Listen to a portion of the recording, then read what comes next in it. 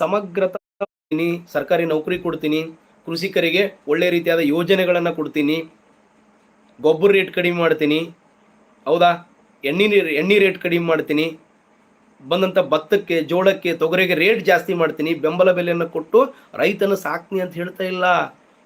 ಹೌದಾ, ಅವ್ರ ತಲೆ ಬರೀ ಏನಪ್ಪ ಅಂದರೆ ಧರ್ಮ ಧರ್ಮ ಧರ್ಮ. ಅಂದರೆ ಇವತ್ತು ಕೂಡ ಈ ಪಕ್ಷ ಅನ್ನೋದೇ ಎಲ್ಲ ಪ್ರಜಾಪ್ರಭುತ್ವ ಮಾದರಿಯ ಪಕ್ಷಗಳು ಕೂಡ ಧರ್ಮ ಮತ್ತು ಸಂಸ್ಕೃತಿ ಆಚರಣೆ ಇಟ್ಕೊಂಡೇ ತಮ್ಮ ಅಧಿಕಾರವನ್ನು ಹೇಗೆ ಗಟ್ಟಿಗೊಳಿಸ್ತಾ ಇದ್ದಾವೋ, ಈ ಕಾಲಘಟ್ಟದಲ್ಲೂ ಕೂಡ ಅದು ಆರಂಭ ಆಯಿತು.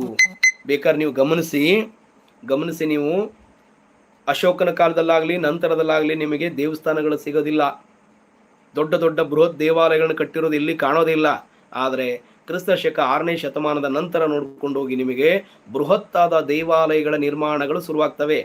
ಅಂದರೆ ಜನರನ್ನ ದೇವಸ್ಥಾನ ಕಡೆ ಹೆಚ್ಚೆಚ್ಚಾಗಿ ಕರೆಸಿ ರಾಜನ ವೈಭವವನ್ನು ತೋರಿಸಿ ರಾಜನನ್ನ ಪ್ರಶ್ನೆ ಮಾಡದೇ ಇರುವ ರೀತಿಯಲ್ಲಿ ಬಾಯಿ ಕಟ್ಟಿ ಹಾಕುವ ಸಾಧನೆ ಅಂದರೆ ದೇವಸ್ಥಾನಗಳನ್ನ ಕಟ್ಟಿ ಜಾತ್ರೆಯನ್ನ ಮಾಡಿ ಮೌಢ್ಯವನ್ನು ಬಿತ್ತಿ ಜನರನ್ನ ತಮ್ಮ ಅಂಕೆಯಲ್ಲಿ ಇಟ್ಟುಕೊಳ್ಳುವ ರೀತಿಯಲ್ಲಿ ಅದನ್ನ ಸಂಸ್ಕೃತಿ, ಇದೇ ನಮ್ಮ ಪರಂಪರೆ ಅಂತೇಳಿ ಬಿಂಬಿಸಿ ಜನರನ್ನ ತಮ್ಮ ಅಡಿಯಾಳಾಗಿಟ್ಟುಕೊಳ್ಳುವಂತಹ ಒಂದು ಪರಿಪಾಟು ಶುರುವಾಯಿತು. ಹಾಗಾಗಿ ಸ್ಥಳೀಯ ದೇವತೆಗಳನ್ನ ಅಂಗೀಕಾರ ಮಾಡಕ್ಕೆ ಶುರು ಮಾಡಿದ್ರು. ಬುಡಕಟ್ಟು ದೇವತೆ